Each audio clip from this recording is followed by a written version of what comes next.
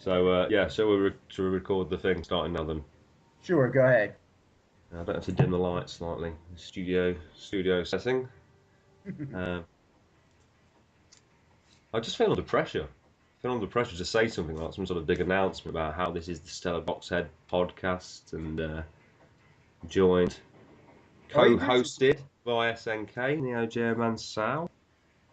And we're just here to talk about whatever comes to mind. It And shouldn't be a lot. basically, the first thing I'm going to talk about is my tax bill. 3,000 something pounds. I've been ripped off. The government have ripped me off. It's all because the Queen. She's been going around waving at people and stuff, charging astronomical amounts of money. And now I've had to pay more tax. But as soon as I've paid this bill, the country is going to announce that they're out of recession. So it's just a little bit of early advancements. By January the 31st, the country will be out of recession because of the amount of tax I'm having to pay. And you ought to be ashamed of yourself because you know what? You're holding up your country. You ought to be ashamed of yourself. At the end of the day, I'm paying for people's kids to go to school. I'm providing an education for the young generation. I should be applauded. People should come and knock on my door and shake my hand. Absolutely. For making this country a better place. Well, you're paying for more than just school, aren't you? Paying for the health care and the other services that are providing for the people who I'm don't paying for work. all. I'm that unselfish that I don't even go to the doctors. I use my own medicine. Stella Artois. Stella Artois, the medicine of choice. Advert right here. Exactly. If we were after sponsorship for this podcast, so if Stella Artois want to step forward, or maybe Jura would step Absolutely. forward as well. If they don't want, Happy to take them on board. if they want to throw in some money, they can at least throw some hats and some shirts. Yeah, or throw us in some naked women. Now that would actually be fucking better. So I got this big tax bill, I mean, as you well know, and I was thinking, I was going around making a list, thinking I'm going to sell this, I'm going to sell that, you know, I've got right down here, the pink justifier, £50, right down there. Last resort, £150. Twinkle Tails, £150, and then the list goes on, but in the end I thought, you know, I don't really want to get rid of all that stuff. I spent years getting all of them bits and bobs. I've got a nice little collection now. Something for everyone, and it would be a shame to have to sell that all just to pay a tax bill. So instead, I'm going to become a taxi driver. I think that's a wise choice, very wise choice. I've got to pay £50 for a medical and £100 for a Hackney carriage cab licence. But then, as soon as all that is dealt with, that'll be it. Stella Box Head taxis at your service.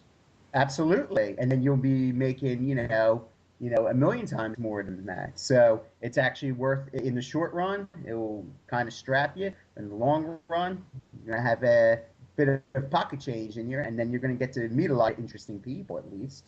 So Well, I think it's going to bring something to the YouTube channel because dashboard confessions in camera. Exactly, the sort of women I'm going to be talking about. The deals I'm going to be doing, I'm probably going to be dealing with all different walks of life, gangsters, hookers, criminals, pop stars, celebrities, you name them, I'll take them. The only thing I'm a bit concerned about is I don't really know my way around very well. Well, there is GPS. I'm more of a outrun road rash kind of guy. So, I just see the road forward and that's where I go. I go forward. And there's no need. It's just A to B. It's simple. With the whole skyline changing and everything. I don't mind a skyline change. It's just the lights and signals that do my head in. So it's an unnecessary complication. We don't really need that. Well, okay. Here's my question. Suppose when these broads doesn't pay, how are you going to work out a deal? I can definitely work out a deal for anyone that don't want to pay. Possibly, only a couple a night. Because, I don't want to spread myself too thin. Well, I've got other drops to make, It's no good going on for hours, is it? Absolutely.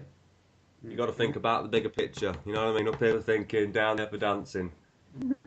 Oh, you don't have to worry about spreading yourself too thin. As long as you're spreading them, that's all that matters. Yeah, well, that is I mean, that is one of the things that obviously working on a Friday and Saturday night, I'm hoping, you know, at least to get chatting to some attractive ladies. Mm-hmm.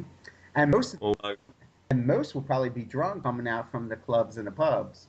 I'll be drunk as well. We'll be drunk together. Hey, do you mind driving back? You've drunk less than me. Absolutely, exactly. You take turns driving. Yeah, Hmm. it's not your car. That's all that matters. It's not my car, it's somebody else's, the taxi company's. Exactly. So, you know, you don't have to worry about it affecting you. So you can do anything. It's easier. It's going to be great. I'm Absolutely. actually quite looking forward to it. I like the thought of the challenge. I'm actually going to do something that's, as you were saying, out of my comfort zone. Like, I Absolutely. don't really want to go around dealing with loads of people, members of the public, driving around places I don't know, but the fact that I'm going to, quite I think exciting actually. I think it's a good thing because you never know who you can meet. You meet the right Exactly. person, you can get the right. It doesn't I'm even necessarily. singing in the cab, Je Yep. le taxi, and then the guy I picked up, he works for the record company, and he Absolutely. says, "I'd like you to do a remix of Je le taxi," and you know, everyone hooks it together, works it out. Hmm. It's a great deal. It's Absolutely. one family. Absolutely. Be able to buy yourself a castle. You know, be all right. You pretty much So set. what about the PlayStation 2 then? What can I say about it? It's probably one of the best systems ever fucking created. I mean, it's with the type of system where I don't care whether you're a casual gamer or a hardcore gamer, it has something for everybody on it. And the attractive features, other than, of course, its backwards capability, is the DVD player. Because, me personally, that was a big, huge incentive in order to pick it up because I'm not a big fan of the first PlayStation. So having the PS2 and liking a couple games for the PlayStation 1 and being backwards compatible along with the DVD was just an incentive. And then, of course, them coming out with whole host of ports, original titles, and all. What can I say for like fair prices and all? You walk away with like a compilation disc of like maybe 20 arcade games on it, and it's like $20. I mean, or a little more than that, maybe 30. So, it's Severe value for money is what you're yeah, suggesting. I think it really is because it's the type of system where like I mean, don't get me wrong, like anything the games come out they're like, 50 bucks, whatever they were when it came out, but I thought you were getting more for the value for the PlayStation 2. I thought a lot better content was put on them. Okay, don't get me wrong. I mean, not everything out was good, but a good majority of the games were really creative, inventive. I mean, it just had a lot of great ports that the PlayStation and the Saturn, without the capability, Saturn's capability of having the RAM cartridge, um, in order to provide them. And of course, the Dreamcast technically would have been probably on par with the PlayStation 2, but because of its early demise, especially here in the States, it never got a chance to show itself. The only time it got a chance to show itself was in Japan. So, Yeah, it's a big shame. that's why as the PS2 and stuff. I mean, a lot of things didn't come here to the states. Maybe the same came for the UK. But like that's why I'm big into the PlayStation 2 because not only the American version but the Japanese version because like a lot of compilation discs never came here. So to me, it's fantastic, and I'll just import them and be able to play like arcade perfect translations of various games that never made it here because of they weren't quite as popular here. So, I gotta admit that is a big point of the PS2. The fact that so many arcade games received arcade perfect conversions. It was like almost the fulfillment of the promise that had been promised since the 16-bit era in terms of, I suppose, coming from the Mega Drive. Really, hmm was big on arcade ports. Your Afterburners, your Space Harrier, your Outrun. There your was a lot of golden promise about these games being arcade perfect, but they were never quite there. And right. obviously, the Neo Geo was arcade perfect because it was the same as the arcade hardware. But other than that, Mm-hmm. like you say, the PlayStation and the Saturn, they tried to be arcade perfect, and they had a good stab with some games. Certainly Mm-hmm. with the RAM cartridge on the Saturn, but they were never quite arcade perfect. But when it comes to PS2, all of a Mm-hmm. sudden it seemed pretty easy, didn't it? We see some really quality arcade ports that Right. were indeed perfect. I mean, things like Outrun 2 is like you know undistinguishable from the arcade machine, really. Absolutely. Time Especially Crisis, Time Crisis time 2 crisis, yeah. is just Absolutely. unbelievable. Uh, So, I mean, when I first got my PlayStation 2, I remember getting it. I mean, when I first seen the PlayStation 2, my friend bought it, and he pretty much got it the week it came out, and he got F1 and Tekken Tag, and I was just Mm. blown away. The leap from the PlayStation 1 to the PlayStation 2 was just incredible. The games back then, to me, looked like F1 on the PS2 when it first came out, looked as good as F1 2011 looks on the Xbox 360 and PS3 now. That's how good it looked to me. Right. The fact it had Murray Walker as commentator, and then that was the first game I ever seen on the PlayStation 2, and I was thinking, wow, this thing's awesome. And Hmm. then Tekken Tag, I just couldn't believe it. The step up from Tekken 3 was just really was mind blowing. Oh, Um, absolutely. you know, the clarity of the detail, the people. I mean, I know it's been like 13 years since, but the clarity and the detail on the people was just like beyond what we'd see on PlayStation 1 and Tekken 3, without Right. a shadow of a doubt. So I was pretty impressed, and I'd never owned a VHS player, so the fact that I would be able to play DVDs, movies in my bedroom of my choice was definitely a big appeal. I remember going to get my PS2.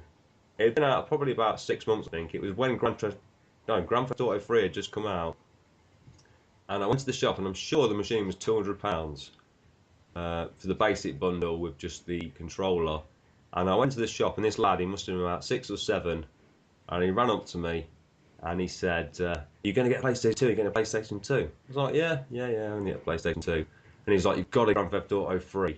I was like, "What?" It was like, "It's like the greatest game. You can like date prostitutes, you can murder people, you can smuggle drugs, you can hijack vehicles, you can beat people up." It was like, "It's like the best thing I've ever seen." And I was like, "You know what? This 7-year-old kid who shouldn't even be on about this game, it's like a 15 age rating. He's just sold this game to me." I went up to the counter, said, "I'll have a PlayStation 2, brand new, please, and I'll have a copy of Grand Theft Auto 3." And the guy gave me it, and I just couldn't believe it when I got home. I was Yeah. just like, this game is off the hook. This is like, this again, it was like the promise come true about realistic games. All of a sudden, at the time, that game seemed photorealistic to me. It was like it was the game I'd always dreamed about. A world you could go inside and go anywhere and do anything.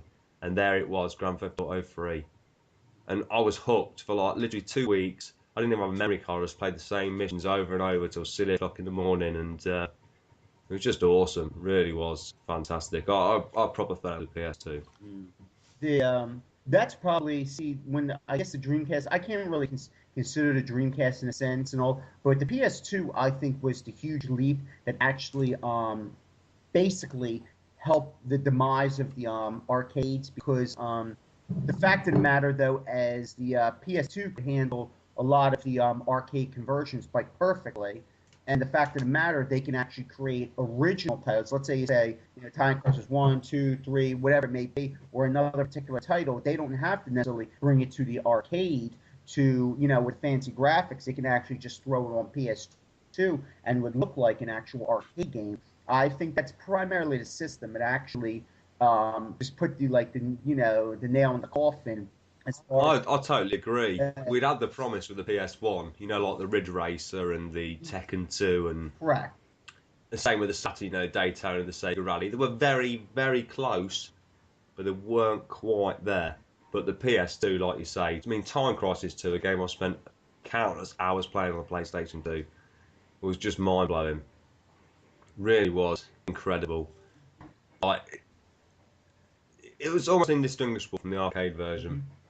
Because the only thing that might, like, in other words, like, even there could, like, even if there is certain things, there's just, if there is things missing, they're so minute that unless you're like been staring at the screen and pick every little thing out, that anything that's missing would be really so minute. It might be maybe a bit of resolution or just something really minor you would not know unless you're that much of attention to detail. But what you had at home, what you saw in the arcade is what you got at home. That's what gave people no reason to really go and put, spend, let's say whatever, how much money they would go to the arcades, because the attitude is for anywhere from $20 to $60.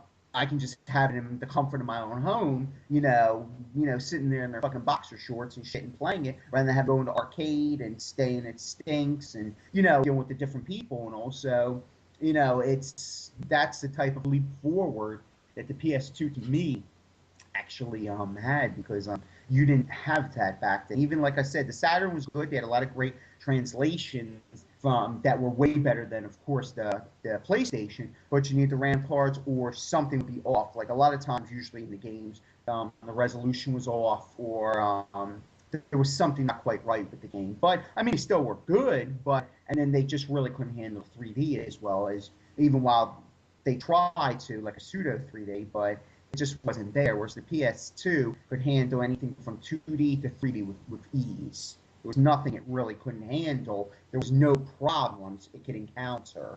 So, I mean, the only thing, and even points and all, some developers might even get easy, because I'm pretty sure that the PS2 might have been able to be pushed further than on what some of the games are. Who knows? I believe that, because it really is, it's not so much a machine, it's what you put the tools in developers' hands that they can come out with. So, it's I think it's just one of those machines that is just so timeless. I don't think it ever gets old, or it just can't.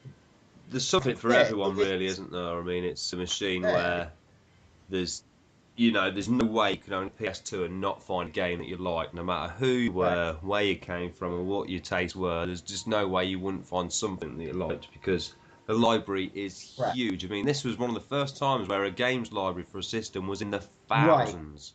This wasn't in the hundreds. It wasn't like the Mega Drive where there's like 600 games, or these other systems. I mean, the PS. To be fair, the PlayStation 1, PlayStation 2, there was probably there was a fair few games. But at the time the PS2 was out, like every man and his dog wanted to make a game for it. I mean, don't get me wrong, there's a lot of shovelware, but there is a lot of quality. Well, the thing is that the thing what makes it the most appealing is the diversity that's on it. Meaning, like, in other words, is that it wasn't overrun with first-person shooters. It wasn't overrun with fighters. It wasn't overrun with platforms. In other words, it had like a little bit for everything. It had an equal amount for everybody. So if you liked fighters, you had that. If you liked first-person shooters, it had that.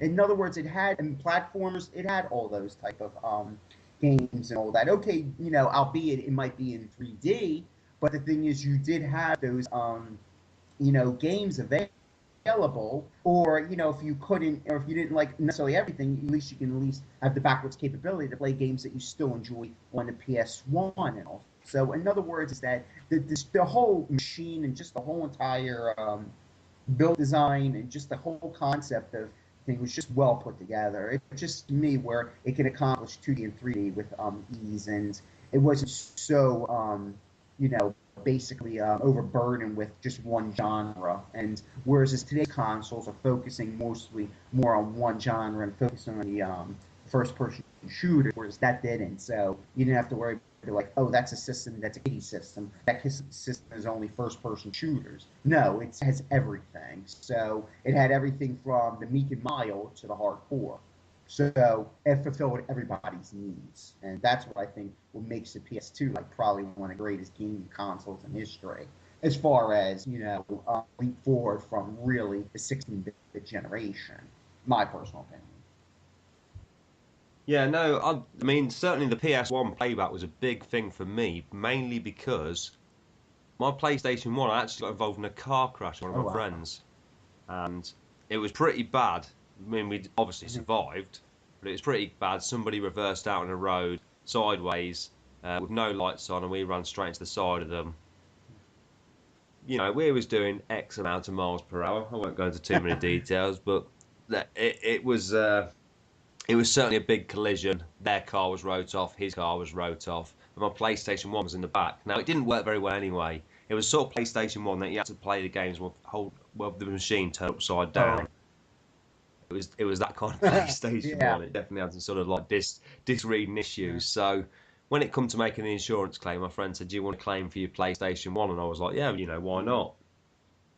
So I never used that money, but certainly to me it was a big deal that the PlayStation 2 played PlayStation 1 games, because I was like, wow, I've already got quite a few games. I can play them on my new system, while I'm saving a bit of money to buy these new games. Because games, as much as people seem to think that games are really expensive today, in terms of inflation, games are actually dirt cheap today. In a sense, £40 today compared to £40 10 years ago. Absolutely, like it's worlds apart. I mean, not to me, it's not, because obviously 10 years ago, I was like, still wet behind the ears, Mhm. I guess. Probably 20, 22, Mhm. whatever. To me, money wasn't easily come Right. by then. Uh, but obviously nowadays, finding £40 isn't like the end of the Right. world. Uh, Because you think about but it, as far as like you said, the price and all. Um, the only thing really, as far as the price goes, let's say, because I remember purchasing Street Fighter to the World Warrior. That game, when in my city and state, it was dollars. well, not well, almost, and it was like when I remember I got it from like here in my city and state, Toys R Us, and they had it going for $75. So with tax and whatever at the time, you're talking about like 80 something dollars and all, and that was for back in 1993, I believe, and for 1993.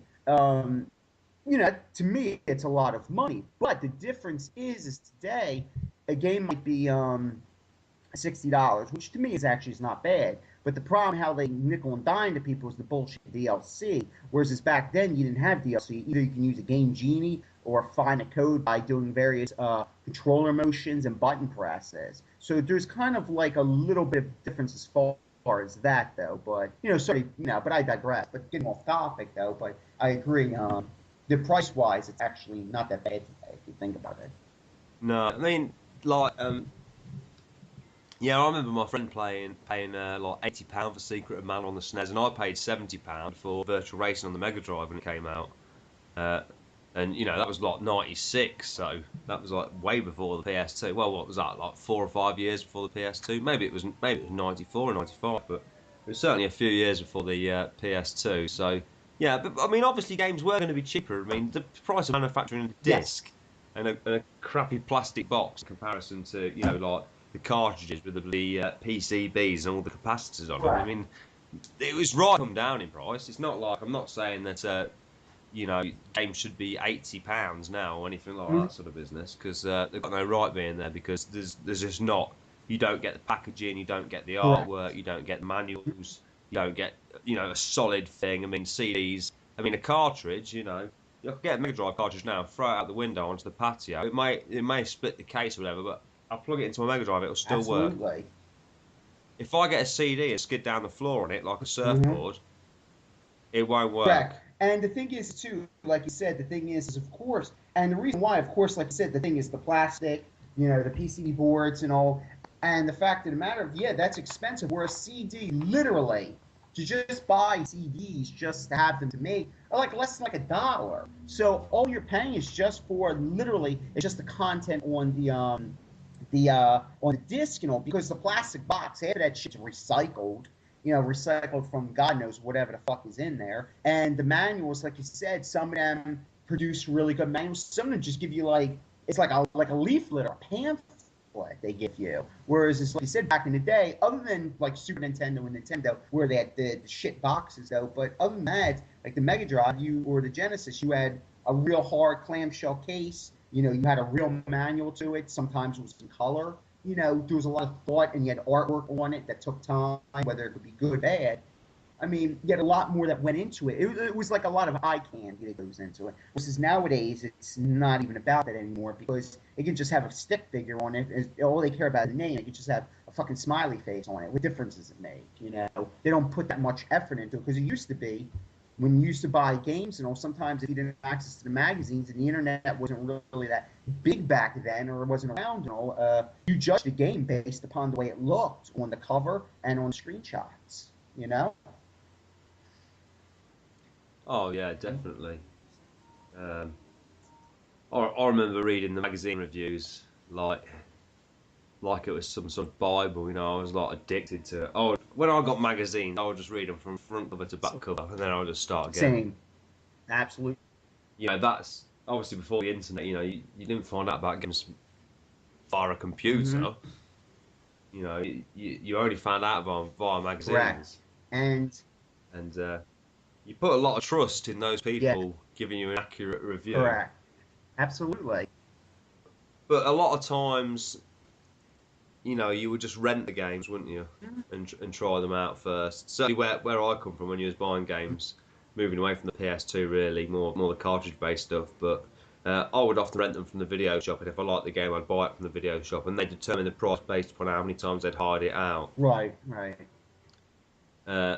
You know, you didn't have choice. It was like, I'm sure there was like computer game shops, but I was at the age where you know you didn't travel about places like that. You just went to the local town or city or wherever you lived. I mean, I lived in the town, but there was like a couple of places where you could buy video games, and that was Right. that. Like exactly. Like sometimes you couldn't try them out, and especially what was harder was like for me it was much harder because let's say when I got the Neo Geo kind of like in an early age and got rid of like the Super Nintendo and the Genesis and stuff, I had to rely either playing it in the arcade or had to rely on these magazines because if I'm going to shell out, let's say, X amount of dollars, and you know how expensive there was real expensive back then. It's super expensive now. But the thing is I had to rely on those magazines if I didn't try it in the arcade in order to figure out what game to purchase because you know there's no way I can say I can take this and then if I don't like it I just throw it on the shelf and just buy another one. No, it's like one of those games that you might buy like one every year or something, maybe one or two a year. That's about it. So I think that's the difference with the PS2 is that at the time when I had the PS2, I was like in my early 20s. Like I'd gone beyond the stage when I was with the 16-bit era, and perhaps the well, not really. Perhaps the PS1 to some extent. I suppose even when I had the PS1, the thing with the PS1 was I was buying a lot of copy discs.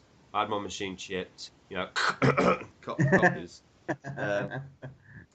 I was just basically I worked somewhere. It was in a dodgy part of the city. And, a guy used to come round and sell copy PlayStation games. I think they were like about £4 each, but, again, they're, 40 quid each, so I couldn't really afford them. I was at college at the time when the PS1 was pretty popular. I had a girlfriend, I used to go out, night clubbing. And I had other things to be spending money on. I wasn't spending 40 quid on a PlayStation 1 game, not going to go out and get absolutely hammered on weekend and just spend 4 quid on one. So I played a lot of copies, but I suppose by the time the PS2 was out, I sort of had a bit more of an indisposable income. I had a pretty decent job at that point. So it wasn't an issue to me to buy a few games, and then if I didn't like them, take them back and trade them in. So I suppose it is a slightly different scenario, but certainly when I was younger, it was all about making sure it was going to be the right purchase decision. Not just rushing into buying a game. But very rarely I just buy a real good price. I actually remember the first game I ever bought with my own money. Well, actually, no. The first game I bought with my own money was Turtles for the Game Boy. The first game I ever bought with my own money when I went into the shop myself on my own accord was Micro Machines 1 on the Mega Drive. And it was £10 from a shop called It's Electric. Again, this is deviating miles away from the PlayStation 2. Well, I mean, the thing is that it's deviating, but it shows like how how things come that like in your childhood, you can just go and be like, oh, okay, you really you might take risks on things about playing your first game. When you grow older and all, sometimes you just like I used to go to get PlayStation 2s. I look at the cover, even if I read anything, grab it. $20, that ain't shit. I'll put it down. $30, that ain't going to break me. So I used to buy games left and right, whether I played them or not, I didn't care. But when you're younger, you are pretty frugal with your money because, you might not have money for a long time, and it depends on your parents, whether it's not whether they're rich or they're not, or the thing is that they might not get you anything until Christmas or your birthday, or unless you do something that's so out of the norm that they're like, here's a gift for it. So, buying your first game by yourself is always buying your first game or system by yourself is always a special thing because that's when you have that true freedom. You don't have to rely on your parents to get you stuff. You know what I mean? Yeah, I mean, as soon as I started work, I was able to buy games. That's when, when I started work, I was buying the Mega Drive game. That was the Mega Drive sort of era. I was working in a fruit and veg shop, getting a bit of money here, there, and everywhere. And the local video shop sold Mega Drive games, and that's when I was buying them. That was really the start of it for me. Before then, it was this place called Kalo Swaps Club, and I just had a Game Boy and NES. And you would go down with your games. I think you have to pay something like £4 or £5. I mean, this is early 90s, perhaps, very early 90s. Pay £4 or £5, you could swap your game. Okay. And quite often, what would happen was you just swap with the people there. Oh. You wouldn't even be dealing with this guy who had all the games. But this guy's it's like.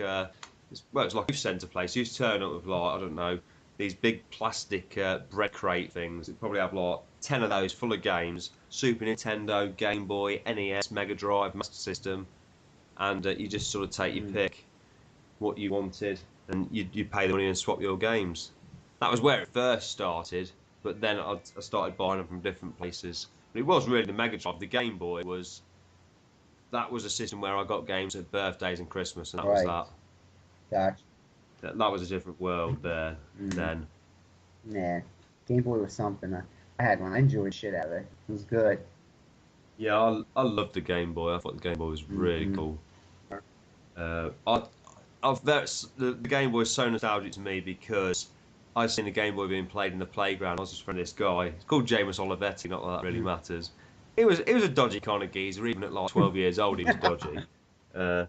But he had a Game Boy, and he had this game, Super Mario Land, and he let me have a go on it. And I was like, I just couldn't. I couldn't quite. I was a person who had Nintendo Game and Watches, and I had a few of them. You know, that was one game on a thing you could take anywhere with you and play that game. I just couldn't quite believe this Game Boy thing. I was like, so you just put in a different cartridge and you could play a different game on the move. Like 4 batteries, and they last like 8-10 hours. He was like, yeah, that's mind blowing to me. And I played this Super Mario Land, and I was like, this is like, I already had an NES. I had Mario, Mario Brothers 2, Mario Brothers 3, but this Game Boy was just. No, in fact, no, I didn't. I didn't have an NES at all. I had an NES after I had a Game Boy. I had nothing. I had a Pong machine at most. I'd always been pestering my parents for a Master System, I think, but we was never going to have one. Numerous people had sold them, but yeah, I got a Game Boy for Christmas time, and I just had Tetris to start off with, and I got Tetris and Super Mario Land, I think. But yeah, that Super Mario Land, when I played that in the playground, it was unreal. And at my school, Game Boys were big business, like loads of people have it. I had one, yeah. You'd walk round, there'd be people playing in the netball court, with people sat around the bloody fence playing on the Game Boys. People got imported games. Like I remember seeing someone with Parodius on the Game Boy, and all kinds of crazy. So it was big business. The Game Boy was definitely, and that's really was my big introduction to gaming, other than playing on Spectrums and Commodore 64 at other people's houses. Because I had no knowledge of really home systems. I had no knowledge of Ataris, or I see them in like a department store like that. But I had no knowledge of how to play them, what they were about, ColecoVisions, none of that until I actually got like a Nintendo.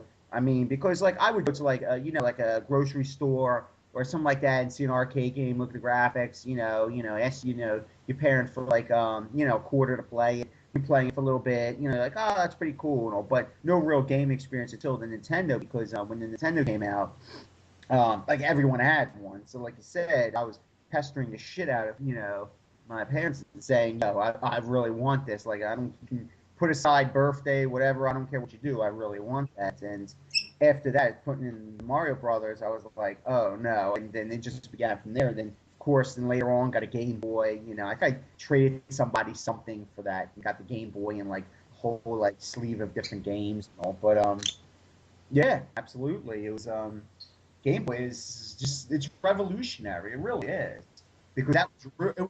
I think it was. It was just a defining moment for me, without a shadow of a doubt. You gotta remember something, because like it's just like people like laugh at the Tiger Electronics stuff and all. Like that's what you were used to, and then you have this actual Game Boy that plays like real games, not. It was the leap forward. Well, it was a leap forward beyond the PlayStation 1 to PlayStation 2. It seemed huge. Like from Tiger Electronics to the Game Boy, it was just like. It was like something from Mars.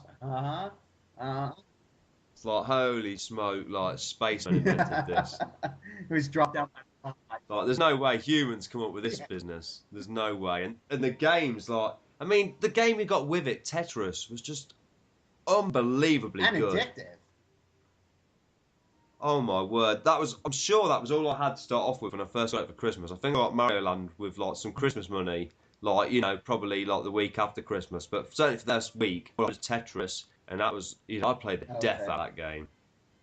Even today, it's the thing about it, the music, the sound effects, the way the game plays, the way the game looks. It's as close to a perfect video game as Sonic the Hedgehog is, or Super Mario Brothers is. And it's kind of hard, I guess, even Nintendo, it's kind of hard to follow a game like that, like, because like you said, even though it's in its simplicity, it was still complex.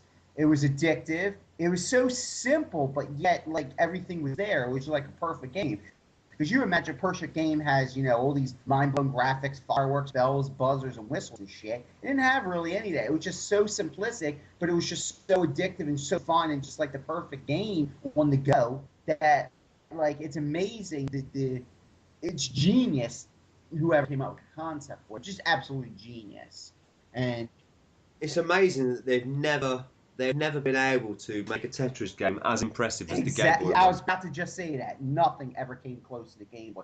And you know what? That's sad. Even any other version of Tetris is not as good as the Yep. Game Boy And you one. know what? And if you think about it, that's pretty The- fucking sad. It really- yeah, it is. But like, doesn't matter what one it is, whether it's Tetris on, Tetris 2, Bombtrus, if it's Tetris on the Right. NES, if it's bloody Tetris on bloody Xbox Live or whatever, it won't be as good as the Game Boy Right. original. Because And I don't know if you ever played the Link Up on the Game Boy original. I mean, we used to play the Link Up a lot, and that's insane. yeah, I did. Yeah, back some years, but yeah, I did absolutely. And like you said, it was the reason why they couldn't replicate it, or at least as far as then, is because it was the perfect game on the go. There's no way to.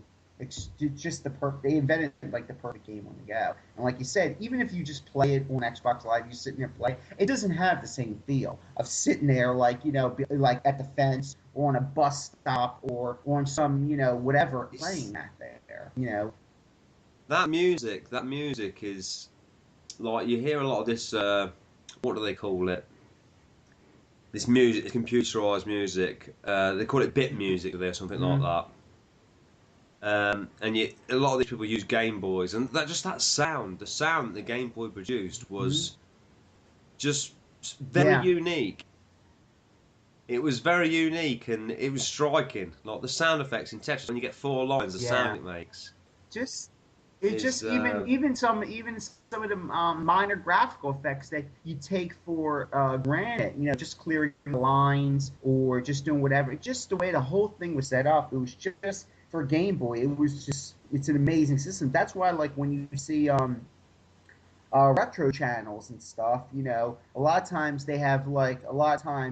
people have like original Game Boys. They might have in like multiple colors, as but they have like a ton of them because it's just one of those systems that was just so revolutionary. To me, it was more revolutionary than the Nintendo, and all kidding aside, because this was literally gaming on the go, proper gaming on the go, not, the type of electronic bullshit that you're used to or whatever goofy crap that they had back in the day. So it was real proper gaming on the go. Great. I was certainly totally blown away. The first time I seen the Game Boy, I was like, wow, that thing is amazing. Like, doesn't matter about colour or anything else, the fact that that thing plays multiple different games on the go, and then Nintendo quality, you got all the titles, you got your Marios, you got Tetris, you had Batman, you had Gargoyles, Quest, you had F1, I mean, all genres were covered, and they were all fairly competent games. And there was enjoyment to be found with all of them. I used to go to my friend's house and he had a Game Boy, and you see the mother playing a Game Boy. Like, he'd be at, like, you come back, like, depends on where you go, and you see the mother, like, sitting there fucking playing the Game Boy. Like, you think, you're like, when I was young, you're like, wow, this old broad is, playing Game Boy and shit. You're, like, looking at her, like, I mean, to me, I thought it was like, well, that's really cool, I mean, it got a lot of people into, like, gaming and stuff. Like, parents, because a lot of parents think it was stupid or fad, and all you'd see, your age, you think, oh, this old broad is really going at the game and sitting there and, like, really concentrating because, of just how much fun and how addictive and how proper the games were laid out. And made it fun for, I think, all ages. That's another thing the Game Boy covered. It wasn't just for, like, kids. You had, grown-ass people playing it. So... Do you think it was the start of the casual game, really, the Game Boy? It was a gateway drug. Game Boy was a gateway drug. People got on the Game Boy, mums and dads, aunties, uncles, grands and granddads. Think about it, really. Like, I'm being honest. Everyone was jacking up on Nintendo. They was like, holy smoke, this thing is like everyone else can watch everyone else can watch television, and I'm playing Exactly. Tetris. All of a sudden, your mum's better at video games than you are. That's what I'm saying. Like you'd have a mother, like like some of them, the broads would be having like they're more confident in the game than you were, and you're like looking at them like. I should perhaps explain that broads, because you're saying women. As people think it's like some sort of beans. We have these called broad beans. People think, what's the Broads? What's the on about? Like, we've got this place called the Norfolk Broads, which is like this big open area of water where people sail boats. People think he keeps talking about the Norfolk Broads. Why does he keep on about that? It's probably a bit too late to mention. I mean, I think we're going to have to move away from what the original idea was. This is turning into the Game Boy podcast. Well, we're going to have to cut off the original 20 minutes of this podcast. Just move it straight to the Game Boy. It's one of those things that we just can't repeat what happened before. We're just going to have to upload the one from before. Exactly. To do with the PS2. That's the PS2 one. This is the Game Boy one. This is all about the Game Boy. The thing is that, but like you said, I think it really is. But I'm saying it is a way to change games and stuff. And, that's why, the Game Gear and all them came out. And all of them were just like versions of, what you were playing. Like the Game Gear was basically like a Master System. I wasn't impressed by the Game Gear. My cousin, he was the kind of person, he had everything, If for Christmas, he got the sickest stuff, like, for Christmas, he'd get the Le Mans Scale Electric with extra cars and extra track and stuff, and you know what I mean? You get a Tangerine and a packet of Brussels, and maybe a Tiger Electronic Game & Watch. You go to his house, for the family do, and he'd have the latest Scale Electric, a fucking Nintendo. He'd have all these stuff. He'd be like, holy smoke, biscuits and chocolates galore. Just bloody help yourself. It's all on tap. And he always had everything, and he had the Game Gear when it came out. I remember playing it, just not being impressed. Just thinking this thing's rubbish. I wasn't the biggest fan of the Master System, to be honest, but the Game Gear, I just thought it was the screen was always rubbish. There was no point in time the Game Gear screen was ever any good. It always looked like someone got Vaseline smudged on the screen. Plus the battery life was about 20 minutes. Gotcha. I just wasn't impressed with it. It wasn't. It seemed like there was no. The Game Boy was unique. It was original. It was, something that was out there. Like what they could do with that dot matrix screen, all those little dots, the things they could make out of that was just incredible. The Game Gear was just like a portable Master System. Yeah, it is. Yeah, that's the only one that I can actually see. It was maybe we're totally on topic. But the thing is, the only one I can actually see was a proper handheld, and really was probably the graphics, because as far as that's concerned, I think that was probably the most proper handheld. That's badass, though. That's badass. Having a fucking TurboGrafx 16, having a nice collection of 20 games, and then bringing out a handheld, not a handhold. That's modern games. They hold your hand, but handheld that just takes the bloody U cards from your system, your console you've been playing for a year or two. It takes those, and you can play them portable. Yeah, that thing was the tits. It's not definitely. Even so much the tits. It was the fuck. It had the TV tuner, And for real. The Game Gear had the TV tuner as well, though. But the thing is that you can't really I don't really consider I think the Nomad is cool one, but I don't consider it so much as affordable, because it's just the way it's designed to build. I mean, it's cool. It's a type of system you don't want to sit there and play the Genesis, or the Mega Drive, Yeah, there's a bit difference between a bloody Genesis or Mega Drive cartridge and a U card is. A U card you can put in your wallet. Card. Yeah. A Genesis cartridge, you put too many of them. Well, you ain't gonna get one in your wallet, but you put too many in your pocket. You start looking like you got some sort of problem. I mean, the thing is because literally, I used the TurboGrafx cards. If I actually didn't know anyone who owned, but literally, I could just take them with me, because when I had one, it was just little cards, and it's just to me actually that should have been really the revolutionary technology, and it just never actually spun off. It didn't spin off here in the United States because that's still a mystery to me. Those cards still a mystery to me. I mean, to me, the cards are just amazing to me. It's just the way it is. The fact that you can just bring them over people's house, but the fact of the matter, though, is we never got the support over in the United States from NEC, and they were just trying to nickel and dime everybody for everything. So The problem is that the system just tanked. Whereas the PC engine and all was just, oh shit, that was just an amazing system, you know?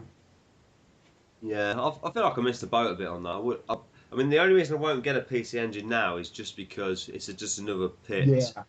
of depression to Layer enter. cake. You know, it's another layer cake. You just start at the bottom of the layer cake and you're going to build your way up, getting all the latest and Right. greatest and all the best of the best. And you're going to research and you're just going to devote your life to finding more pointless information that only 0.001% of the population are actually interested in. Exactly.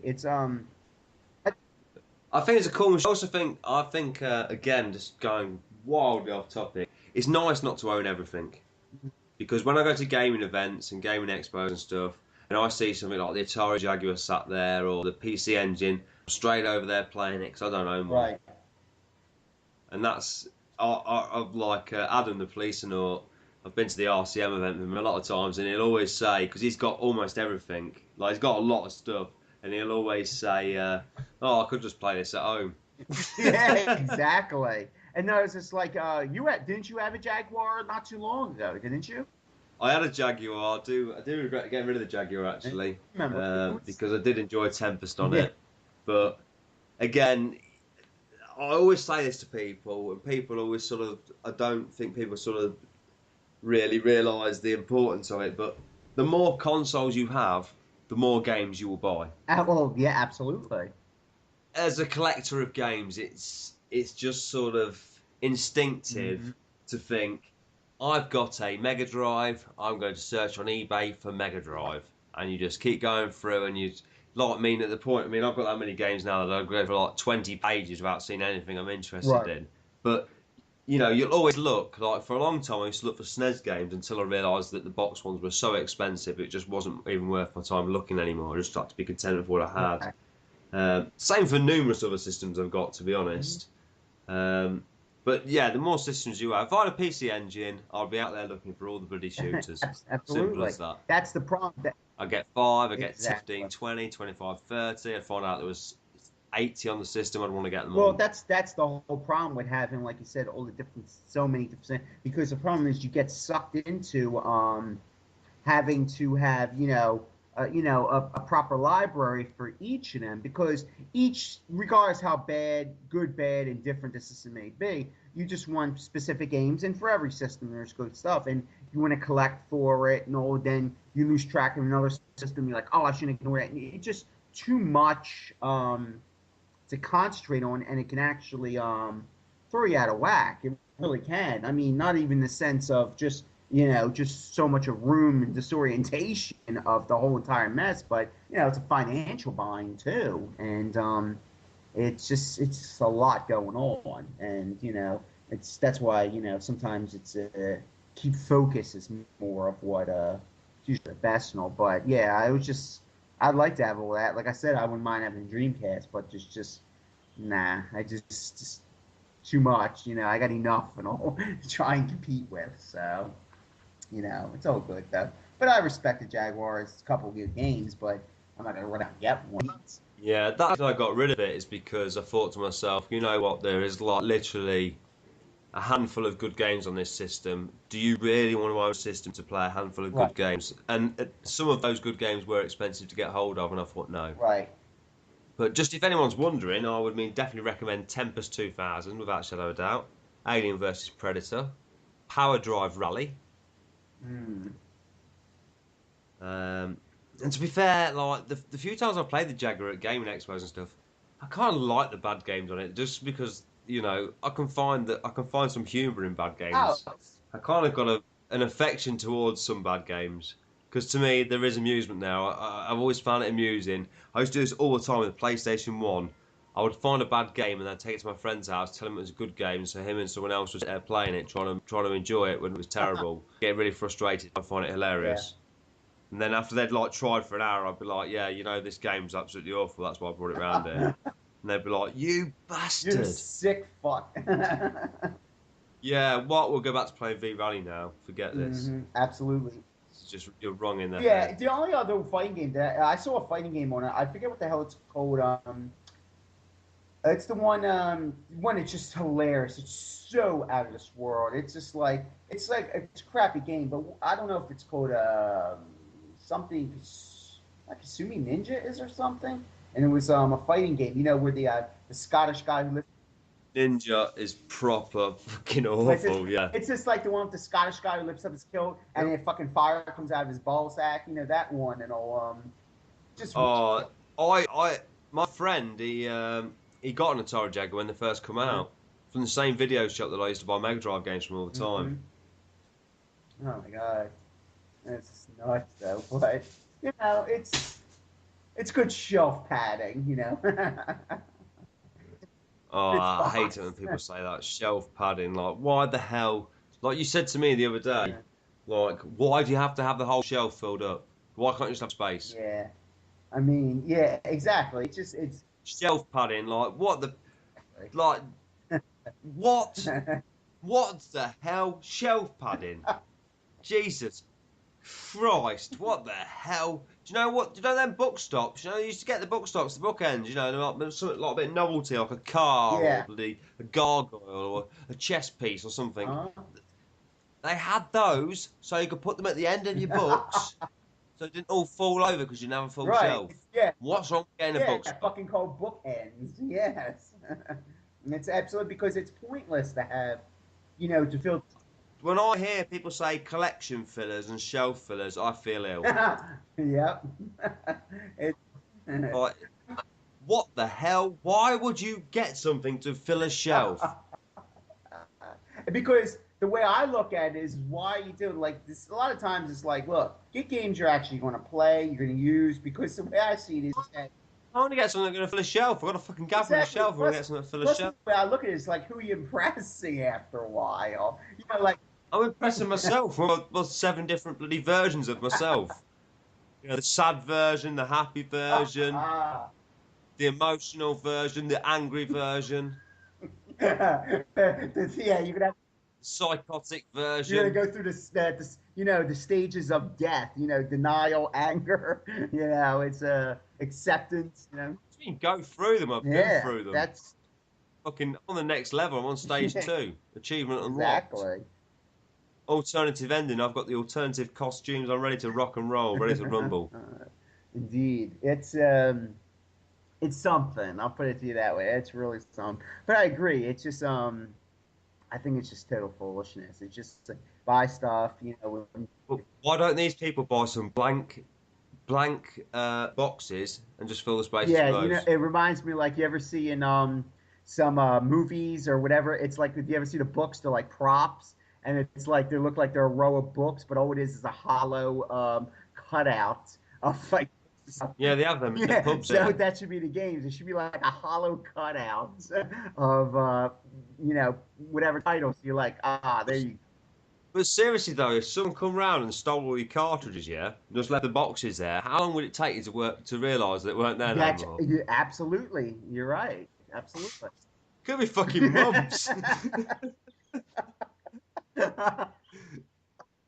All I know, Craig Minx 36 took all my Mega Drive games apart from Twinkle Tales. There's empty boxes. I haven't noticed. No, to be fair, I've played a few of the Mega Drive games, so he didn't take them all. The first time Craig ever stopped here, he said, "Have you checked upstairs to make sure I've not emptied your games room into my van?" I just laughed. I was like, "Well, if you have, it's too late now." Exactly. That's the thing. You wouldn't know. I mean, you're not going to know if somebody actually takes your shit because, like you said, you're not paying attention to what's going on. You're not playing. You're just in the shelf and all. Like literally just by. Oh, it's just when you've got so many games, I mean, someone could take off my PS1 and PS2 discs. I wouldn't even know. Yeah. Mm-hmm. It wouldn't be till I tried to play one of the games dismissed, and that I'd know. I mean, that could be miles down the line. Absolutely. And the next thing you know, you're like, well, did I leave this there? What did I do with it? And, you start to doubt yourself. Yeah, I'm off, but I ate it. I had a few drinks, and then I ate one of the discs. I ate the copy of Burnout 2 for the PlayStation 2. In other words, the first thing you're going to think of is, like, have you gone insane? And, what did you do with it? Have I gone insane? I don't think the answer to that's going to take long to think No, through, is it? not really. I mean, the Yeah, diagnosis the the answer is yes. diagnosis is fairly simple. If you can get any more insane than this, then I dare you. All you need to do is just, just sit there in your games room, grow a big beard, multicolor it up. You'll be all right. I'm going to multiply it up. And then I'm going to worry about the geometry on my CRTs. I'll spend my entire life just worrying about geometry. Uh, I'll spend that much time in service menus. I deserve to grow a big beard. People told me not to mess with them. exactly. Just bloody overscan and forget about it. Don't try getting Yeah. particular. Else you end up with you end up as some sort of penis who's got multiple televisions for multiple consoles, just basically based upon geometry. Absolutely. That is when you know you're at the lower echelon of humanity. You may as well end it at that point. You don't want to look in the mirror anymore. You don't want to see who's staring back. Nah, you probably couldn't find yourself in the mirror with all the hair growing and the beard covering your face and the hair rolled back. It's like the 3DS here. I've got two TVs I look at, one with the left eye, one with the right. People talk to me about 3D. I've been 3D in it for years. Oh man! But you know what's funny though? You're sitting there talking though. So what is actually your goals for 13 for 2013 though? My Yeah, as goals, far as collecting. goals to pay that tax bill, dig myself out of a severe amount of debt, realise that collecting games isn't all it's lived up to be. Keep what I've got, be happy, content with the games I've got, not want or wish for more. And, just stop this insanity. This insanity of constantly going out there, buying stuff just because it's available. I've become worse than a woman with clothes. Absolutely. A woman goes out, she sees a new pair of boots, she sees a new handbag, she sees a new skirt, they're all the same colour, all matching, ideal for an outfit, she goes and buys it. I've become the same with Yeah, games. and she'll wear it only once or whatever, a couple times, and then Yeah, I'll play it only exactly. once. And the thing is that it's just going to sit, in the closet or in a shelf. By the time I come to play it, my eyesight won't be able to play it. Mm-hmm. Already can't play the Game Boy because the screen's too small. Absolutely. In 10 years' time, you know what I mean? Even a 40-inch bloody plasma is going to seem Yeah, small. exactly.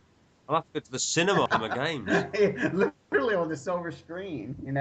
Oh my God. Yeah. It's because that's a good thing. That's things just kind of slow down for the next year and kind of like evaluate like I don't need shelf padding. No, I'm very happy with the stuff I've got. I feel very lucky to obtain some of the stuff I've got for the price I've Oh paid yeah. for it. And I think it would be a great shame to give all that up Hmm.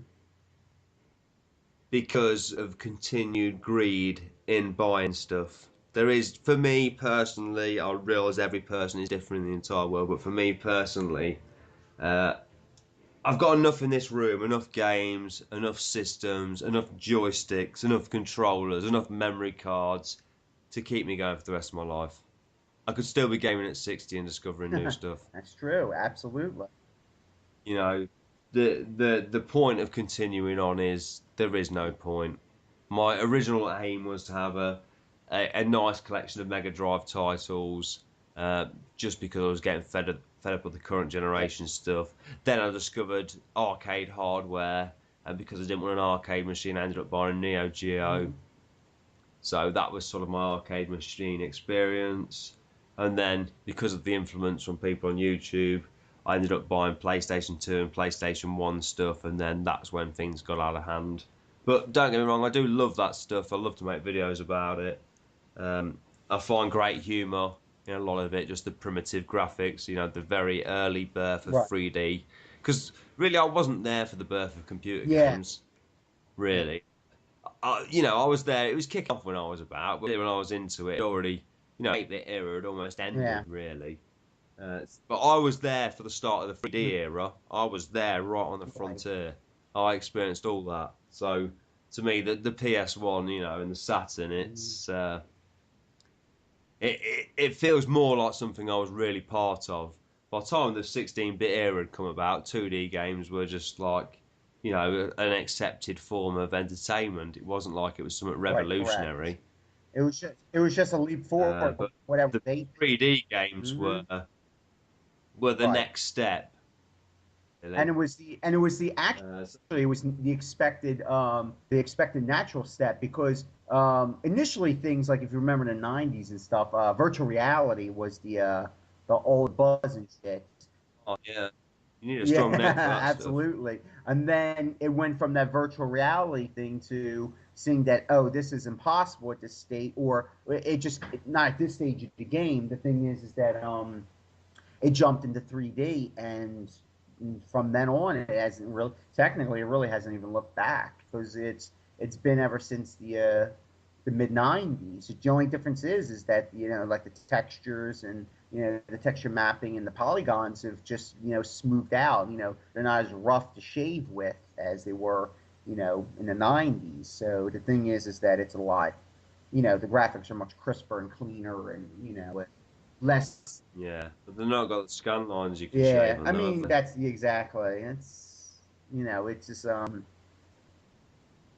I think they have reached a proper plateau where they're almost they're at the point which was always promised from the very early era of like realistic gameplay. They've got to that point, and now it's almost the uncanny valley effect where things are that realistic that the slightest thing that is unrealistic or just seems a little bit out of place completely ruins the yeah, entire experience. It's like when I was playing Gears of War 2. The thing that annoyed me about it, it seems like a great game. The thing that annoys me about it is the fact they keep telling me everything like I'm an idiot. mm, The enemies getting near, destroy four of the enemy. The enemy has been cleared, and certain sounds and stuff. And I was just mm, like, I want to be worried. I want to be worried myself. I want to be concerned that something could just pop out of the car. I don't want you to tell me right, everything's clear. I want to still proceed with absolute caution because that's part of the atmosphere that the older games have mm, got. The uncertainty, you don't right, quite know what the correct. computer's going to put out On on you. there, You don't hmm trust the computer. absolutely, and That made it absolutely exciting. because like you said, that's part of the hand holding. In other words, is even though it's not telling you press X or Y, it's giving you a verbal cue, and it's telling you what's ahead or what this is or what that is. So the way it is that to be forewarned is to be forearmed. Therefore, it's expected. You know what weapon to pull out or whatever type of special tactic you may need. Therefore, it eliminates any real use of skill or strategy or anything like that because like those verbal cues and all are basically telling you this is what's ahead, this is what's going on, and no, I mean that's like anything. Yeah, it ruined it. It ruined it. Literally. I mean, Left 4 Dead 2 is the prime example for me of a game that is current generation doesn't hold your hand whatsoever. Me and my friend play that split screen, and we'll be wandering around for ages, and we'll end up stood by some fence saying, "Where do we go? We don't know. We've got no. There's no map option. There's no arrow Right. pointing anywhere. We just aim. We've got some dead zombies. We've been here before. We'll go a different direction. Eventually, we'll find our way. Mm-hmm. But we've got lost for. We've probably been on a level before for like half an hour Right. just because we got lost. But to me, that's how games should be. Mm. All this like Gears of War 2, it could have been an amazing game for all I know. But all I know is that me and my friend played it in split screen, and we got so far, literally to like the third level, and I was like, do you know what? I don't want to play this anymore Mm. because to me, I'm just it. It might as well just auto play for me. Yeah. In other words, is that because the way I see it is that all the verbal cues and and especially in the war simulators, it's just like the way it comes across is like, you want to play, these different games and all, and shit, they go and join, the military, and you'll have somebody screaming in your, telling you to go. The thing is that the realism is great and all to an extent, but yeah, like you were saying, it's part of the hand holding. The games start losing something after a while, and I think the realism takes away from the imagination. absolutely, because there's no such thing as imagination anymore. I mean, I agree with I like realism to an extent, but the thing is that it's just it's making it too real. In other words, is if you're making it too real, then it's not a game anymore. In other words, it's more like a simulator combat thing that either you'd be in like either something in military training or a law enforcement type of training. You don't need that. In other words, you want that, you go into that. Whereas is that you want to play a game for its imaginative, to get lost, to wander, to make a mistake on your own and figure out the pattern, that type of thing. Like games were in the 90s, you had to try. I think that's the beauty of it, isn't it? The olden Mm-hmm. games, as we would say, or the games back in the day, as some people would Yeah. say, they were a bit more primitive, Mm-hmm. but they required you to role play it yourself in your mind. Yeah. You sort of, you thought through the relationships between different characters in the games. You remembered stuff, you remembered that you'd seen such and Mm-hmm. such at the start of the game who got a broken leg, and then halfway through you meet someone who's got a spare wooden leg, and you remember that would suit Jimmy who'd lost his leg right in the first village or something. It's Right. It, you, it made you more involved with it. mm-hmm. And You know, I think and it also a lot of times, depending upon the game, it really sharpens up your skills, especially a lot of platformers. I mean, especially if you're playing like the Mario's, you're playing the Sonics, or you're playing the Donkey Kongs. In other words, is that just trying to clear through levels, trying to sharpen out your timing, jumps. You have a lot more involved in strategy, how you're going to get through this predicament, and you have a lot more thought process, I think. And you're really using, your mental capacity. How do I get out of this situation, or how do I deal with this at this particular point? And because you have time limits, you have a life bar, or you might have whatever, and that's the joy of the whole entire thing. Of course, I mean the game can be frustrating at points, but or challenging, but that's what you wanted. You don't want a game that you just beat, in what is it, has 20 plus hours or whatever the hell these games nowadays advertise, because that's pointless. That's 20 plus.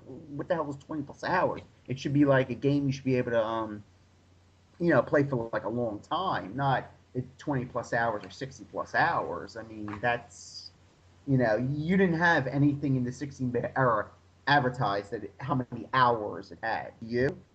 no, No, no, I've because never heard of that. Never heard of it until I think at least this current gen. I'm pretty sure. I don't know if I don't remember. I think on the PS2 and the Xbox they probably did mention how many, and probably perhaps on the PS1 they did mention 60 hours of dungeons to get through. I think like Yeah, perhaps some of the Final Fantasy games mention that kind of stuff, yeah, but but it wasn't every game. You know what I mean? It was. no, no, I no, think no, no, it's. it I wasn't think every it's game. more. I No. think it's more overbearing. This. Now I totally agree. This generation, it really isn't important to you. It's about how many hours of gameplay do you get? How many dollars an hour is this game? Absolutely. And to me, I never heard anything like that. That to me is just ridiculous. You got a game. If your skills were like really good, you can clear through it. Skills weren't that great, it took you some time. Like Nintendo games. Don't get me wrong. Like it's primitive and whatever they be. A lot of times, when you paid $30 or $40 for that game back in the day, it would take you like 6, 8, 10 weeks, maybe longer to beat the game. It really took you some time. It wasn't a matter of hours. It was a matter of sometimes weeks or months to beat a game.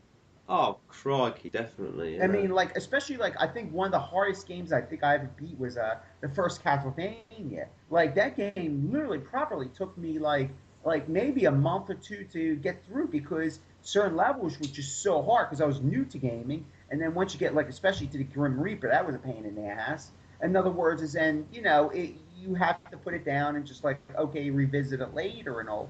And that when games like Mega Man and all them, they would take you a while to beat. They took you some time. Ninja Gaiden, I mean, if you get through it, I mean, they took you some time. You just could not clear through those games unless you were some type of fucking god at it. It was just, Ninja, unless you were a ninja. what's the matter? You have to be a Yeah, ninja. exactly. Unless you were literally a ninja, you were not even getting through it. So the thing is that there was no such thing of hours and all. I mean, literally, it was just like it's going to take you weeks, months. It might even take you a year to beat it. without a code. So a lot has changed, in the 20 plus years and all gaming and stuff. So, that's what amazes me is the hours thing. And I think it's just kind of funny when it comes about. That's my personal opinion. Yeah, when they say the campaign will last you 6 hours. Hmm. Yeah. Now I Yeah. focuses on The thing is, nowadays, how many games will replay? Like, how many times are you going to play through Gears of War until you, yeah. I, don't want to play it no more? that's why I think a lot of them don't care about the single player campaign. I think it's all about the multiplayer thing now. Yeah, because that's the part that lasts. Exactly. That's I mean, I think thinking back that when I originally had my Mega Drive, so I had 30 games for argument's sake. I would play games for like half an hour, and then move on to the next yeah. one. But I think that's why they lasted so long, because I was more than happy to accept doing that. I wasn't looking for something to last me 6 hours. Right. Occasionally it would happen. Occasionally, like I'm playing Story 4 on the Mega Drive, I would end up sitting there playing that all night. But most of the time it was quick enough on half an hour bursts. Unless it was something like multiplayer, like something like Micro Machines '96, like I'd sit and play that all night with people, Right. or the PGA Tour golf games, or actual golfs on the PlayStation. And Absolutely. there's certain games you could sit and play for a long time, but it wasn't like not every game's like it's all about how long it lasts, and people will sit there and play it till completion, won't they? Yeah. And like a lot of times they complain that well, a lot of the reviews that I've seen on games is that how the multiplayer is fantastic, but this single player campaign is lacking because the developers are like, well, we focus on this, we leave out this. It just that whole entire thought is just, I think it's just nuts. I think all the multiplayer stuff is great and all, it's all fantastic and all that, but you're starting to lose something out of the game at that point. It just, meh. It's just like, you want to play the actual game itself and all, but they make it that it's easy to clear through, and then you're just going to worry about multiplayer, and then the game only lasts you, literally like if you're lucky a month, and then you're waiting for the next thing to come out, just sitting on your shelf because you already completed it. It's no more to you or anything. It wouldn't happen to you back in the day like that.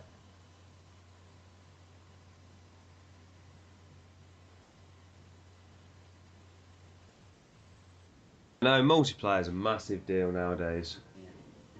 But yeah, it's ridiculous though. But yeah, it's all you can really do. So that's what I'm saying. It's like the stuff you have. You have a proper Mega Drive collection, proper Neo Geo collection. I mean, you're pretty much golden with just that. Because you have plenty to keep you busy. So Oh, jeez, Christ! and you got I'll never. and a lot. I don't know if I'm ever going to get through this lot. Yeah. The thing is that plus a lot of them are quality titles too. It's not like you just got them just to get them. Certainly, the Mega Drive and Neo Geo stuff is all handpicked. There's a handful of games that just sort of come into my possession because they came into my possession, Right. but most of them are games that I wanted, without a shadow of a doubt. Yeah, most of them are games that I've handpicked that I wanted to have in my collection, if you like. Right. I mean, the PlayStation stuff's a bit different, but the prices of us getting it for is a different scenario altogether. Right. Yeah. When you're getting games for like 49p, which is what, 80 cents. Right. Mm-hmm. Yeah, I Yeah. expect Yeah. you to throw Exactly. 80 cents away daily. Exactly. How you turning something down like that? Exactly. Like that's what a lot of people do. If you see a lot of the YouTube videos, that's what they say. They say, well, it was $3 or it was $2. Yes, I couldn't turn Pass it down. it over. Pass it. You I think, as we was discussing earlier, really, that's all right. That's fine and dandy if you're going to play them. If you're going to buy the cheap games and play them, you're going to get your money's worth out of them. right. But if you're expecting to sell them on, Mm-hmm. most of the time it's not. It's not worthwhile. Yeah, unless you make a lot out of them. Here's like a Most play because of the volumes these games were made, like PlayStation 1 and PlayStation 2. The majority of them are very common. correct. Hmm. So it's all right getting loads and buying them all cheap, but if you decide you want to get rid of them down the line, Hmm. you'll be stuck in a situation where you're just going to basically give them away. Yeah, basically. Perhaps you'll get your money back if you paid nothing for them in the first place, but you, it's. I almost think now at this point, then it's better. It's wiser to just buy expensive games, and then if shit hits the fan and you need to make money fast, Hmm. you can just sell a few games for a few £100 and be done with Right. it, rather than messing about selling bits and bobs for a few pence here, a few pound Right, there. exactly. It Hoping and praying. makes it hard work. Yeah, hoping and praying that somebody actually buys it or whatever, because it just sit. I think it's took me 3 years to thoroughly understand, really. Perhaps it's just a personal thing, but what would be best for me as a collector, as someone who collected stuff, and what would be best for me would be to buy the games that are expensive. Mm. Mm. I'd buy less, I'd play them more, and appreciate them more. Right. That's just the kind of person I Yeah. am. The games that I paid a fortune for, I played the hell out Right. of.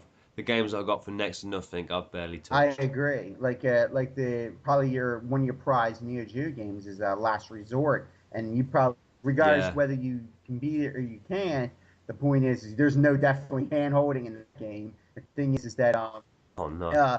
the fact of the matter is that you got it for a proper price, and the fact of the matter is if you went on eBay and you had to desperately sell it like tomorrow, in other words, is you could actually get not only whatever you paid for, you get and then some for it because of the Yeah, value that's of totally the true. game it holds. It's just the way it is. Any of the games actually you have just in that whole thing would be able to whatever you bought it for, you could able to fetch the price or more. I mean, it's not like one of those things where you'd break even. No, you'd actually be able to actually That is the one. If I was to offer someone who was just getting into collecting scenes a piece of advice, Mhm.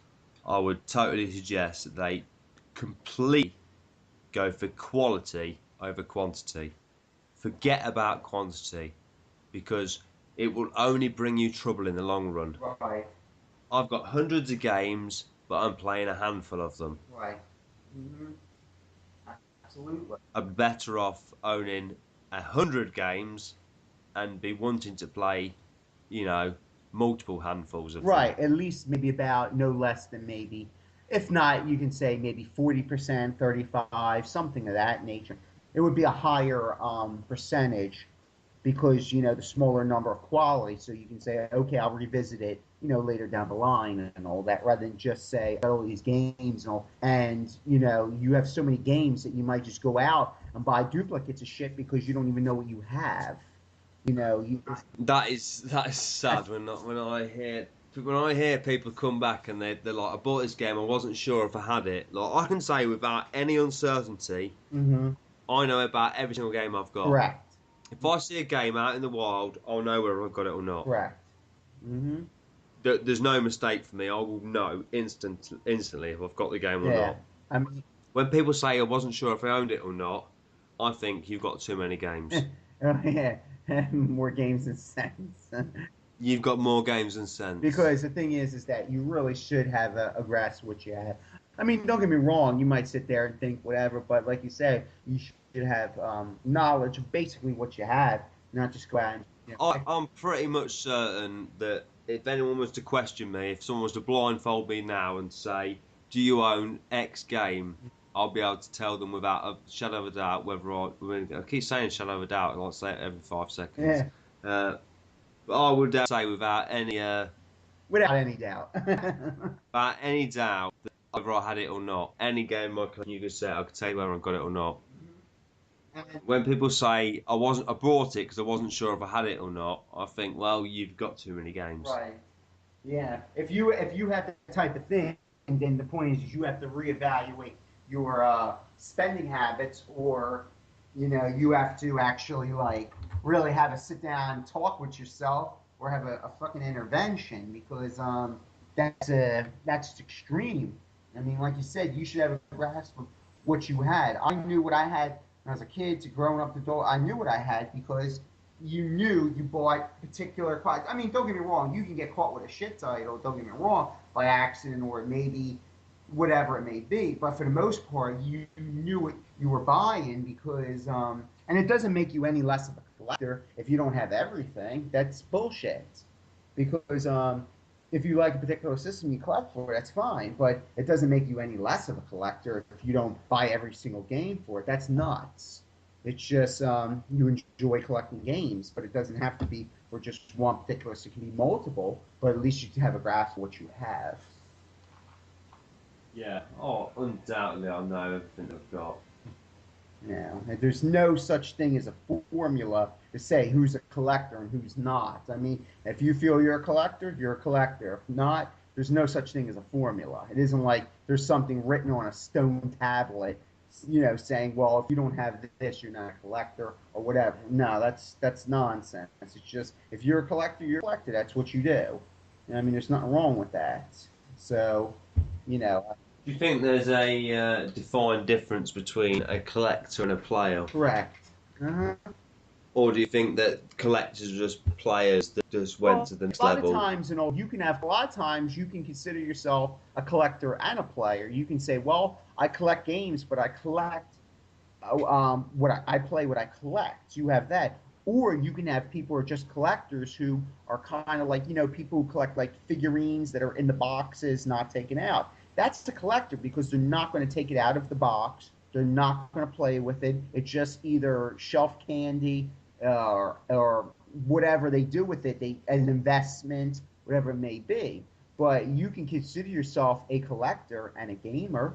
I mean, but what do you think about buying as an investment? I think it's okay to buy certain things as an investment. I don't see nothing wrong with it as long as it's within your.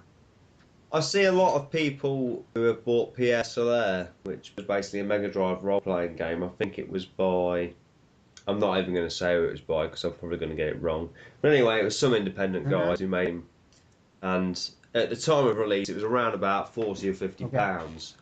And now, a good year, maybe 18 months later, people are trying to sell that on eBay for the best part of £250. Mm-hmm.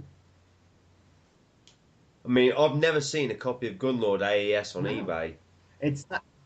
But I kind of feel that would have been a good investment because I kind of feel that if you was to sell a copy of Gunlord AES on eBay, you'd perhaps be able to ask at a price of about £1,000. Probably, yeah. And you had because the Gunlord for the MVS, you can fetch at least double what you paid for it because I was talking to Kenny or Ken627, who has Gunlord for his MVS. And, like you said in the beginning, he had like a buyer's remorse. But like in the end, the one thing he said was properly correct is that if I don't play or I don't want it, he can throw it on eBay. Not only will he get his money back, he'll get like triple it back because the fact of the matter, it's made in limited production, independent company, limited production, and right then and there, he more than gained his money back. He actually got like he made money on it. It's like a kind of like an investment. You throw it out there, you have to put some money out there, and like a boomerang, you throw it out there, it comes back to you, and it comes back to you sometimes, tenfold, and it can do that. I've got to admit, I do regret not buying Gunlord AES because I think if I'd have bought it, I could probably put a real dent in my latest tax bill just from selling it. I would have played it on the original hardware. I would have made a YouTube video. Everyone would have thought I was uber cool because I owned Gunlord AES. I thought this guy made of money. Got the boys. The man is the Mac Dad. So, but I would have obviously hoarded out and sold it because I need the money. But I do sort of regret not buying it. I think it was a mistake, hesitating. Now, obviously, NG Dev Team's next game is a Tate shooter for the Neo Geo, the first ever Tate game on the Neo Geo. And similar sort of pricing, But I don't like the design as much as I like Yeah, Gunlord. that's, you know what, to be honest with you, I'm actually kicking myself not buying Gunlord when it was actually released, because I mean the game didn't, I mean, like, people kept on asking me how come you don't buy it. It's like, you're charging prices for the games that SNK wasn't even charging for them. It was just like, all right, I'm not doing that. But then, like I said, I'm kicking myself, not for getting for the AES necessarily. The MVS I could have been, satisfied with. But I sit back, I'm like, damn, I really should have get that. Now I don't know about this game and all. I don't know how, if it's going to be good, I think it's bad. called XYZ Yeah, Neo or something. yeah, something like that. And I just I think about it, I should have invested the money in the Gunlord, because like I said, if something ever came up, or you never know in daily life and all, that could have been one hell of a game to sell. I mean, It could okay, get you out of a jam way down deep in Vietnam. what's this? It could get you out of a jam way down deep in Vietnam. Yeah, probably. I mean, man, it could solve world fucking peace. It's just It could solve World War Three. exactly. Everyone was kicking off, then someone brought on Gunlord in the AES and showed them the second level that was a shoot stage, and everyone was like, yeah, let's just forget about this war, let's see who can get the highest score. Exactly. Make peace. No, make love, not war. Exactly. And if you're making love, make it by Gunlord. It's not a. Or with a taxi driver. If you're making love, either make it with Gunlord or make it with a taxi driver. Obviously, I want 2013 to be the year that many loose women make love to taxi drivers. Well, you know what? I think you're going to make it happen. Now, I think you're going to make it happen. I think you're going to name. You're going to make a name. I think I could get into the porn industry. You know what? It would be pretty original too. It'd be pretty Yeah. original. So. Stella Box Head sex scenes. With the ladies of the night. Ladies of the night. Absolutely. Come one, come all. That's all it is. Yeah, exactly. It's an open invitation. The last job of the night. The last job. Young ladies just fell out with a boyfriend. She invites you in for a coffee. You've got nowhere else to go. What do you do? Choose your own adventure. Stella Box Head fucking taxi service. Great. Stella Box Head taxes. Yeah. Right up your motherfucking ass, bitch. It might be a little bit more reliable than Stella Box Head cleaning services. Cleaners. They've gone downhill. I'll tell you, they've made a right mess of this place. They've really not been keeping on top of the game. Well, they need to be sued then. I'm considering suing them. They're not OGs.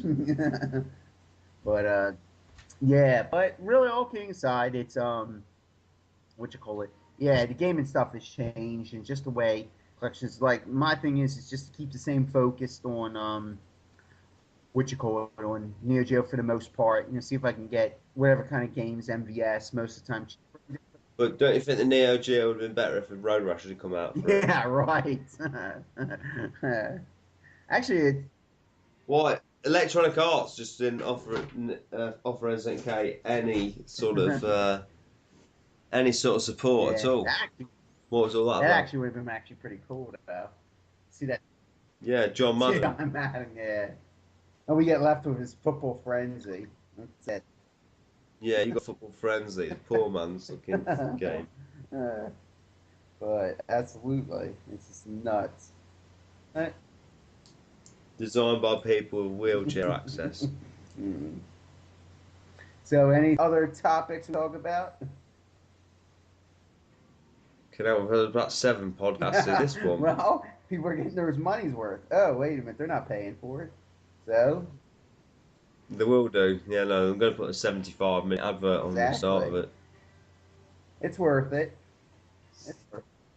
People have grown to accept adverts, so it's time that we just don't do a video that's just every single advert on YouTube looped back to back. Mm-hmm. So the adverts in one video. Absolutely. Get them all out of the way. So Exactly. That's what should be allowed. Is there should be some sort of like system where you have to watch every single advert back to back, and once you've done that, you don't have to watch any adverts Yeah, again. absolutely. It takes like 3.5 hours, but when you've done, you get a certificate, you get like a special online pass, you get respect within the community. You don't have to rock the boat. You get a few extra subs to the count, you know. Extra subs, YouTube will chuck. That's what happened recently when I lost a load of subs. That's because it was at YouTube, and as soon as I was okay with them, they chucked me a few extra on top. Just throw them in for the status quo, you know. Some people would say, I want to thank all the new subs, thank you for your support and welcome to the channel. But no bollocks. Go bollocks. No, I'm not thanking you. I'm offering you free entertainment. Free entertainment. Do you remember when you had to go out and get a woman? Do you remember when you had to go out and get a fucking woman? Was it free? Was it free? Was it fuck? Cost you a fucking fortune. This is free. You're not going to get a woman, but you may well be entertained. Exactly. So who the fuck am I thanking? What am I thanking them for? I'm thanking them for thanking me for entertaining them. That's what they're thanking, so. Yeah. You come for Darren Walstock and you stay for the Stella Box Head. So yeah. Exactly. I'm going to put it out there now that Road Rash is the greatest video game of all time. Forget anything else. Take it off the. I may well have put my #1 video game of all time as Road Rash. Yeah. Should have been AES. That's true.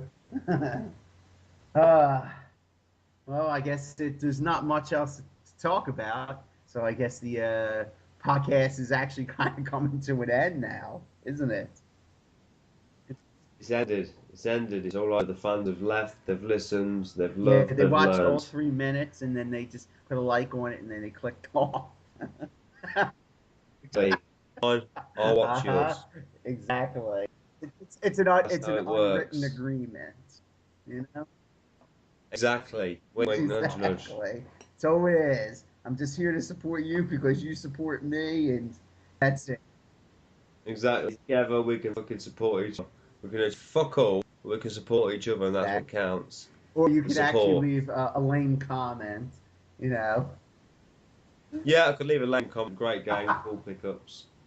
Or, I could just get your name tattooed on my penis. It's a bit of a toss-up. What would they have? They'd have tattoo Darren Washer, and they would have a cool. No, that's a bit Darren Walsh's sock. Look, it's a bit salon. With cool at the end of it. Cool pickups. Great pickup. Fantastic. Yeah, the greatest. Such a cool game. Yeah, well, the bits in between where you dance around with a box on your head, forget about all that, but it's just a cool game. I used to really love this game. It had vector-based graphics. I love this game. It had polygons with no fucking shade, no fucking textures. I used to love this game, but unfortunately I lost it when I stuck it in my anus. Super off-road. There you go. Yeah, I think this podcast has reached the end. It's the end of the road. I'm ready to hit the stop button.